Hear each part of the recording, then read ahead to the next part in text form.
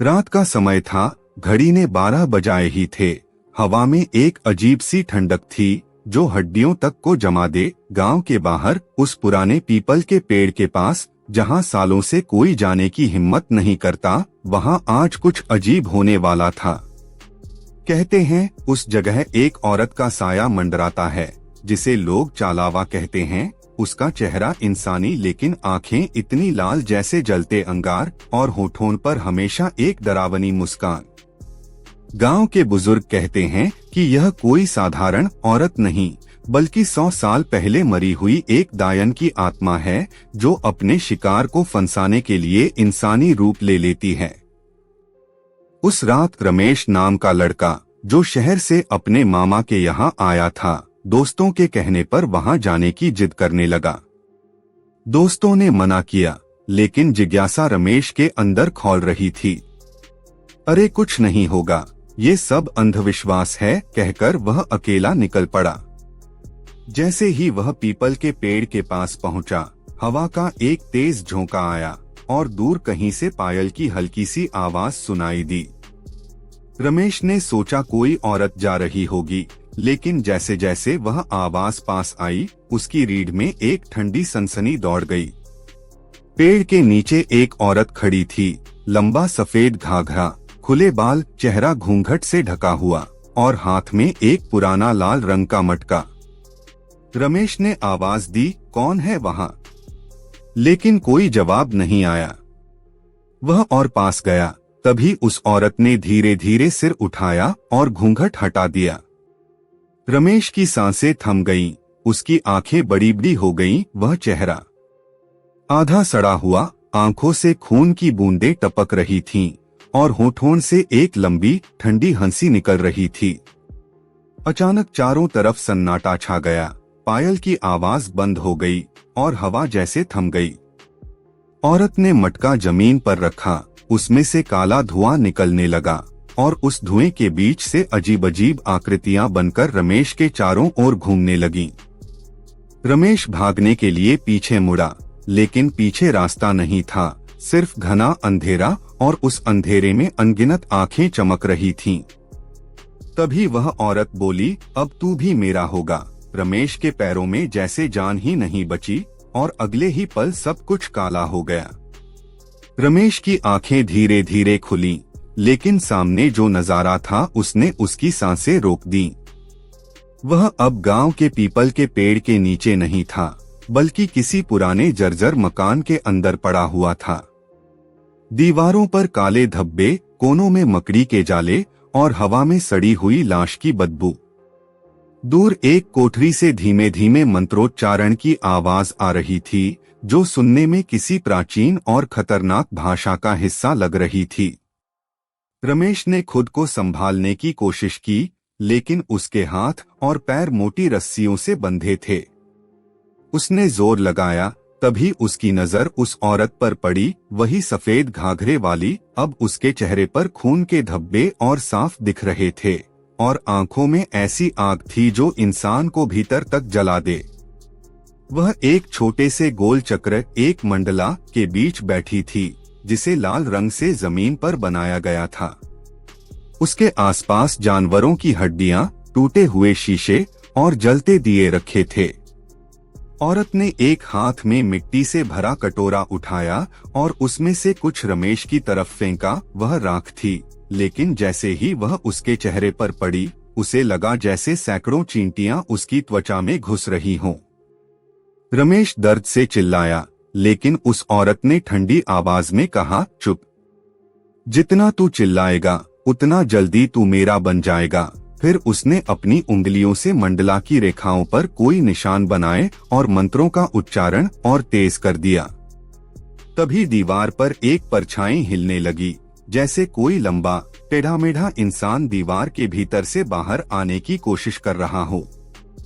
उस परछाई के हाथ इंसानी लेकिन बहुत लंबे और पंजों जैसे थे और उसका सिर अजीब तरह से तिरछा था।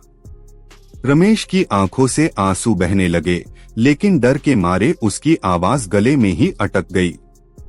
परछाई धीरे धीरे मंडला की तरफ बढ़ने लगी और जैसे ही उसके पंजे मंडला की रेखा को छूने लगे, औरत ने अचानक अपनी जीभ बाहर निकाली, लंबी, काली और सांप की तरह लहराती हुई, और एक अजीब तेज चीख निकाली। उसी पल हवा का झोंका आया और सभी दिए एक साथ बुझ गए। कमरे में अब सिर्फ अंधेरा था और उस अंधेरे में रमेश के चारों ओर किसी के भारी कदमों की आवाज गूंज रही थी, जो हर पल और करीब आ रही थी। अंधेरे में कदमों की आवाज और पास आती गई।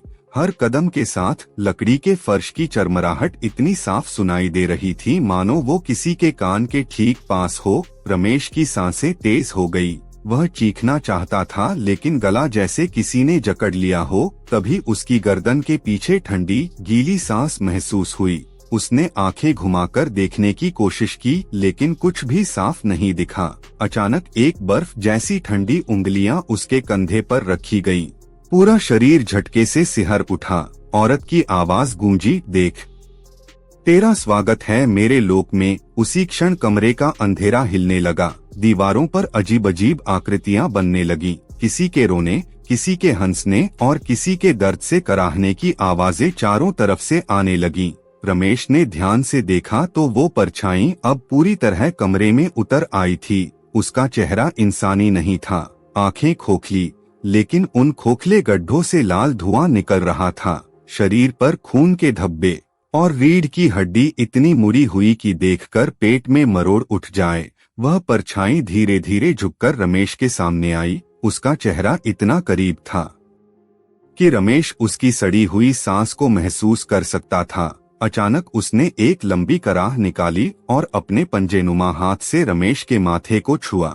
उसी पल रमेश की आंखों के सामने अलग अलग दृश्य चमकने लगे। किसी का गला काटा जा रहा है, किसी को जिंदा जलाया जा रहा है, और इन सब के बीच वही सफेद घाघरे वाली औरत खून में लथपथ खड़ी है, जैसे इन सभी मौतों की संचालिका वही हो। रमेश डर के मारे हिल भी नहीं पा रहा था। तभी परछाई ने अपना दूसरा हाथ उठाया और रमेश की आंखों के ऊपर रखा।